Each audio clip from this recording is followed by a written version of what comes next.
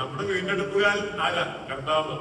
ഇത് ബോവസ് രൂത്തിന്റെ വീണ്ടെടുപ്പുകാരന്. നമ്മുടെ ബോവസ് സ്വർഗത്തിലുണ്ട്.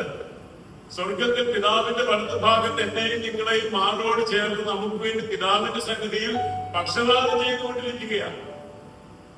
നമ്മൾ അവിടുന്ന് നിക്ഷേപങ്ങളാണ്. കർത്താവ് പറഞ്ഞത് എന്താ? കർത്താവ് പറഞ്ഞു, നിന്റെ നിക്ഷേപം ഇരിക്കുന്നിടത്ത് നിന്റെ ഹൃദയവും ഇരിക്കും. അപ്പോ കർത്താവിന്റെ നിക്ഷേപങ്ങൾ, കർത്താവിന്റെ ഹൃദയം എവിടെയാ? കർത്താവിന്റെ ഹൃദയം നമ്മോടുകൂടെ ഇരിക്കുകയാണ്. ഇപ്പൊ നമ്മുടെ ഈ സ്ഥലത്തുണ്ടല്ലോ, ഇവിടെ ഈ സഭാഹോളില കർത്താവിന്റെ ഹൃദയം, അല്ലെങ്കിൽ ഇവിടെയുള്ള ദൈവമക്കളുടെ ഭവനത്തിലാണ് കർത്താവിന്റെ ഹൃദയം ഇരിക്കുന്നത്.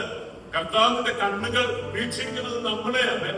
മറ്റാരെയും കർത്താവ് ശ്രദ്ധിക്കുന്നില്ല. കാരണം എന്താ? നമ്മൾ കർത്താവിന്റെ നിക്ഷേപങ്ങളാണ്. എങ്ങനെ? കർത്താവ് സ്വന്തം രക്തത്താൽ സമ്പാദിച്ച കഷ്ടപ്പെട്ട് നേടിയത് എന്നെയും നിങ്ങളെയും വിട്ടുകളയാൻ പറ്റുകയില്ല.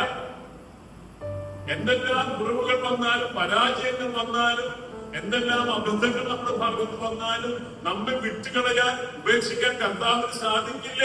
ഇന്ന് ഞാൻ ഒരു നാളും ഉപേക്ഷിക്കില്ല, കൈവിടുകയുമില്ല. അതാ വാർത്ത. അപ്പോ നമ്മുടെ കർത്താവ് നമുക്ക് വേണ്ടി ഇങ്ങനെ നോക്കിയിരിക്കുന്നു. എന്തൊക്കെയാണ് എന്റെ മക്കൾ ചെയ്തു കൊടുക്കേണ്ടത്? എങ്ങനെയൊക്കെ ചെയ്തു കൊടുക്കണം? നമുക്കറിയാമല്ലോ, സ്വർഗത്തിന്റെ സകല ആത്മീക അനുഗ്രഹത്താലും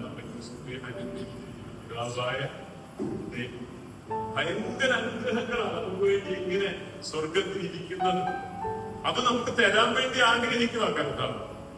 അപ്പൊ ഞാൻ പറഞ്ഞത്, കർത്താവിന്റെ ദൃഷ്ടി നമ്മുടെ മേലാണ്. അപ്പൊ നമ്മുടെ ദൃഷ്ടി ആരുടെ മേലായിരിക്കണം? ഇവിടെ കർത്താവിന്റെ മുഖത്തേക്ക് നോക്കണം, അല്ലെ?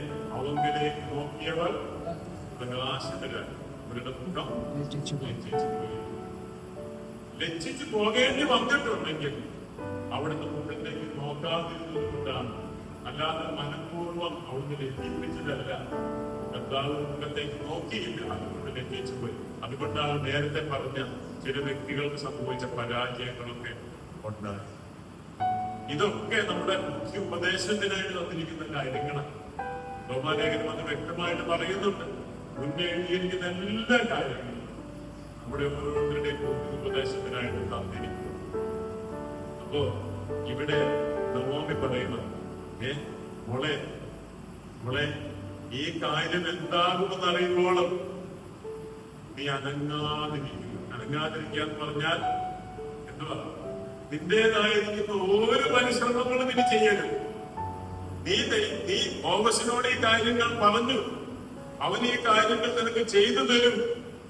നിന്റെ ഈ കാര്യം ഇത് തീർക്കുന്നത് വരെ അവൻ സ്വസ്ഥമായിരിക്കുകയില്ലെന്നാണ് പറഞ്ഞു. അവർക്ക് ആ യൗവനത്തിൽ തന്നെ ഒരു പക്വതയുടെ അനുഭവത്തിലേക്ക് വരുവാൻ സാധിച്ചില്ല. പലതിലും തെറ്റിപ്പോകുന്ന ഒരു അനുഭവത്തിലേക്ക് വരുവാനിടയായിട്ട് ബോവസ് സ്വസ്ഥമായിരിക്കില്ലെങ്കിൽ നമ്മുടെ കർത്താവ് സ്വസ്ഥമായിരിക്കും. പകൽ തന്നോട് നിലവിളിക്കുന്ന വൃതന്മാരുടെ ബന്ധത്തിൽ ദീർഘക്ഷമ കാണിച്ചാൽ പ്രതിക്രിയ നടത്തി അവരെ രക്ഷിക്കുകയുടെയോ. ലൂക്കോസ് 18. ഞാൻ പറയുന്നു, വേഗത്തിൽ പ്രതിക്രിയ നടത്തി അവരെ രക്ഷിക്കും. വേഗത്തിൽ പ്രതിക്രിയ നടത്തി അവരെ രക്ഷിക്കും. പക്ഷെ ഒരു കാര്യം ചെയ്യണം, രാവും പകലും കർത്താവിന്റെ സന്നിധിയിൽ നിലവിളിക്കണം.